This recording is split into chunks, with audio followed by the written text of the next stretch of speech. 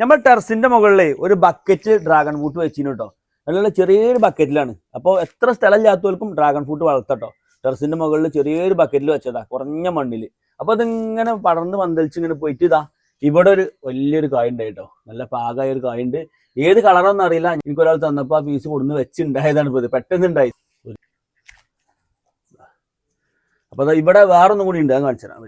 ഇവിടെ ഒന്നും ഉണ്ടായിക്കണം, അത്യാവശ്യം പാകമായത് തന്നെയാണ്. അത് കുടിച്ചാ പച്ചക്കറിന്റെ വേസ്റ്റ് കുറച്ച് ഇട്ട് കൊടുക്കുന്നല്ല, വേറെ ഒന്നും ഇടലില്ല കേട്ടോ. മുറിച്ച് നോക്കാം. ഇപ്പൊ ഏത് കളറാണ്? വൈറ്റ് ആകും, പിങ്കാന്ന് പറയാ. അയ്യ വാ, നല്ല അടിപൊളി കളർ, നല്ല പാകമായിട്ടുണ്ട് കേട്ടോ. അല്ലേ, അടിപൊളി കളറാണ്. അപ്പൊ ഒന്ന് കഴിച്ചു നോക്കാം, ടേസ്റ്റ് ഉണ്ട് നോക്കാം. അയ്യൂനും വേണമെന്നാണ് പ്രശ്നം.